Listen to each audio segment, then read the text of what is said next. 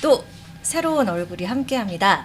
이데일리 증권부 김응태 기자와 함께합니다. 안녕하세요. 네, 안녕하세요. 네, 혹시 소감 말씀 준비하셨어요? 소감을 준비를 못했지만 네, 또 아무래도, 즉흥적으로. 네네, 즉흥적으로 네. 아무래도 첫 방송이다 보니까 네, 제가 조금 땡겨드릴게요. 네, 긴장도 하고 조금 틀릴 수 있는 부분도 있으니까 좀 좋게 잘 봐주시고 앞으로 더 방송에서 발전적인 모습을 좀 보여드리겠습니다. 네, 멋있습니다. 네, 감사합니다. 화이팅! 화이팅! 자, 그러면 지금 아마 저희 주토피아 라이브 창 보신 분은 그 밑에 지금 오만한 인터뷰가 하나 올라와 있어요. 아, 네. 네, 저희가 오만한 인터뷰 세 번째 인사로 박순혁 작가와 함께한 내용을 올렸었는데 그때 이제 구독자분들이 많이 여러 같은 성원을 보내주셨거든요.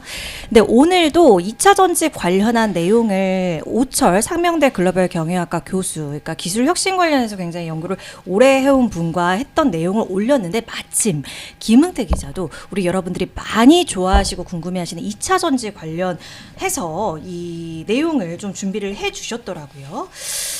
지난해 너무 시름이 깊었잖아요. 그쵸? 네, 맞습니다. 예, 어느 정도 수준이었고 이 부분을 일단 먼저 살펴볼 필요가 있겠습니다.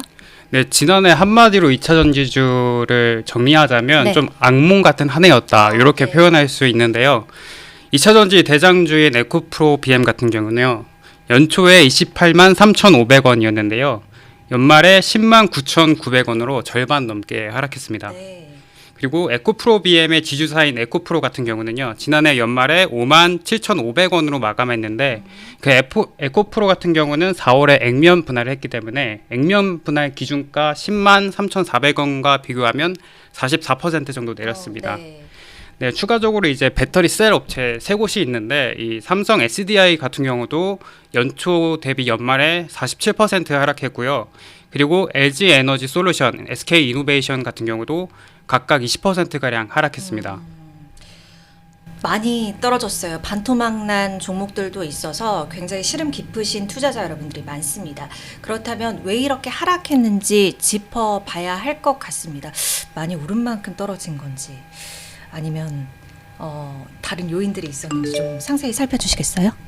네, 지난해 주가가 좀 가장 크게 하락했던 이유는 첫 번째는 전기차 캐즘이라고 좀 정리해 볼 수 있겠습니다. 네. 이 캐즘이라는 용어는 일시적인 수요 정체를 의미하는데요. 지난해 아무래도 시장 자체가 고금리가 지속되고 경기 둔화 흐름도 좀 있다 보니까 이 전기차 수요가 좀 위축됐고요. 그래서 2차 전지 업체들 실적 역시 악화할 수밖에 없었습니다. 그러니까 고금리면은 차 사는데 그렇죠. 돈도 이제 많이 드니까 그러니까 차를 안 사게 되면 전기차를 안 사게 되면 2차 전지도 따라서 좀 수요가 부진해질 수 있는 뭐 그렇게 연결되는 부분이라고 보면 될까요? 네네. 전기차는 아무래도 가격이 높기 때문에 네. 할부 금융이나 이런 거를 좀 많이 사용하게 돼서 이제 네. 금리가 높아지면 좀 수요가 줄어드는 즉각적인 효과가 나타나는 업종이라고 좀 볼 수 있겠습니다. 네. 네. 또 다른 요인이 있을까요? 네, 두 번째는 뭐 같은 맥락에서 좀 볼 수 있는데 네. 중국의 저가 배터리 공세 이렇게 좀 정리할 수 있고요. 경기가 안 좋기 때문에 아무래도 이제 수요자들도 저렴한 차를 선택하게 되고 그러다 보니까 완성차 업체들도 저가형 제품을 좀 만들려고 하게 됐습니다. 네. 그렇기 때문에 아무래도 가격을 맞추려면 이제 중국 업체들이 생산하는 저가형 배터리, 리튬 인산철 LFP 배터리라고 하는데요. 이 배터리가 점유율을 크게 높이면서 상대적으로 그동안 우리나라가 주력으로 생산했던 NCM, 니켈, 코발트, 망간 배터리 수요가 좀 위축되는 그런 것도 좀 부정적인 영향을 미쳤습니다. 또 다른 요인을 짚어보자면요. 이제 마지막 연말에 좀 직격탄을 맞은 게 도널드 트럼프 미국 대통령의 당선인데요. 그동안 이제 바이든 정부가 전기차 보조금 지급 혜택을 정책을 계속해서 진행했는데 이제 트럼프 당선인이 이제 공약으로 이 혜택을 좀 폐지하겠다 이런 내용을 발표하면서 이제 마지막에 당선이 됐고 그러면서 투자 심리가 더 악화되는 그런 현상이 나타났습니다. 그러니까 이 사실 그 전기차 같은 경우에는 이제 2018년에 유럽의 집행위원회 그 탄소 배출에 대한 감축 그 규정이라고 해야 될까요? 규제 같은 것이 발동이 되면서 이제 전반적으로 그 기존에는 테슬라라든지 비아디 뭐 이런 일부 업체들만 하던 것들이 내연기관 완성차 업체들이 따라 붙으면서 이 폭발적인 그런 이제 공급을 만들어내고 그에 따라서 전기차 업체들, 2차 전지 업체들도 좀 따라갔던 것인데, 그러니까 지금 그때 2018년 이후에 축약된 그런 폭발적인 성장세를 과연 이 캐즘을 잘 딛고 시연할 수 있을까, 이런 거에 대한 좀 궁금증이나 의문증들이 좀 많이 남는 상황인 것 같습니다. 아, 예, 어쨌든 우리가 낙담하고 있을 수만은 없는 게, 그래도 그 지난해 2차 전지 주가는 많이 힘들게 했지만 올해는 조금 달라질 수 있을까, 이렇게 기대할 만한 요인도 조금 포착이 되고 있다고요. 네네. 올해 같은 경우는 좀 수급의 변화가 포착되고 있는데요. 아무래도 2차 전지 주가 매도를 조금 주도했었던 외국인들이 올 초에는 다시 좀 매수하는 경향을 보이고 있습니다.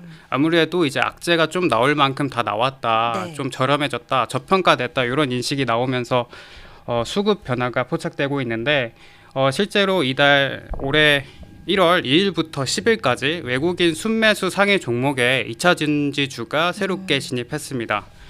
포스코홀딩스가 순매수 7위에 올랐는데요. 네. 외국인이 이달 629억 원 순매수했습니다. 그리고 추가적으로 이제 증시의 큰 손으로 불리는 연기금이 순매수 5위와 5위에 각각 SK 이노베이션과 LG 에너지 솔루션이 올랐습니다. 각각 300억 원씩 순매수한 것으로 집계됐습니다. 이렇게 큰 손들이 좀 들어와 주니까 기대할 영역이 있다, 이렇게 보고 있는 것 같아요, 시장에서는요. 그 외에 또 올해 반등을 기대해 볼 수 있는 모멘텀들이 좀 있을까요? 일단 증권가에서는요, 지난해보다 올해는 2차 전지 업황이 조금 나아질 거다 이런 얘기를 하고 있는데요. 아무래도 금리가 지난해 같은 경우는 미국의 기준금리가 5.5%까지 올랐는데, 최근에 이제 3번 정도 인하를 하면서 4.5%, 4%대까지 하락했기 때문에 중국을 제외한 글로벌 전기차 판매 성장률이 이런 금리 인하를 고려하면 10% 성장할 거다 이렇게 예상하고 있는데요. 예. 이거는 지난해 성장률 2%와 비교하면 좀 굉장히 크게 성장한 수치입니다. 네. 그리고요.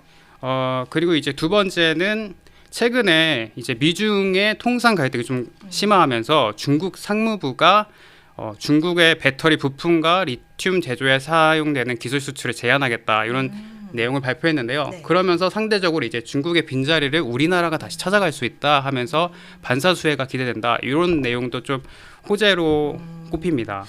아무래도 2차 전지주의 그 글로벌 시장에서 대장주로 불리는 테슬라 같은 경우가요. 네. 올해 신형 모델 Y 제품을 출시한다 이런 내용을 공개했고요. 그래서 네. 3월 달에 전반적으로 인도가 될 거다 이런 내용이 좀 기사화돼서 네. 이제 신차 모멘텀이 가시한다는 것도 이제 전기차의 수요를 좀 끌어올릴 수 있는 부분이고, 네. 그 리튬 가격이 통상적으로 봤을 때 이제 통계적으로 1분기에 좀 강하다 이런 식으로 통계가 나왔기 때문에 1분기에 좀 반등이 두드러질 수 있다 이런 게 증권가에서 분석하고 있습니다. 가장 중요한 것은 지금 뭐 전기차 2차 전지하면 따라 붙는 그 바로 미국 보조금 관련 이슈가 아닐까 싶어요. 아, 네, 맞습니다. 네. 아무래도 다음 주에 이제 트럼프 대통령이 출범을 하고 취임을 하게 20일이죠? 되면요. 20일. 네네.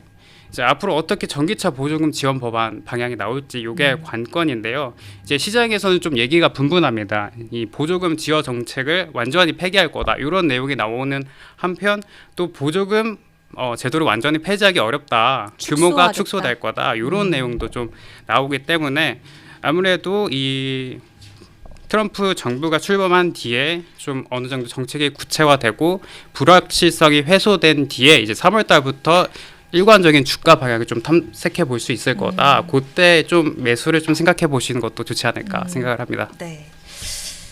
아, 이 정책이 뭐 어느 정도 그 트럼프 당선인이 후보 시절부터 좀 이미 공약한 대로 그냥 이행을 하고 있다. 그래서 이미 뭐 선반영이 되고 있는 거 아니냐. 더 이상 정책 불확실성이 아니다. 이렇게 보는 시선도 있더라고요. 하지만 아직까지 이제 구체화된 내용, 정확하게 나온 내용은 없기 때문에 그 20일 기점으로 이제 트럼프 행정부, 2기 행정부에서 어떠한 내용들을 또 펼쳐내는지 좀 살펴보시면서 2차 전지 관련 종목들 좀 대응해 보시면 좋을 것 같습니다. 그런 내용을 오늘 전해 주신 거죠? 네, 맞습니다. 네. 감사합니다. 오늘 이데일리 증권부 김흥태 기자와 함께했습니다. 고맙습니다. 네, 감사합니다. 네.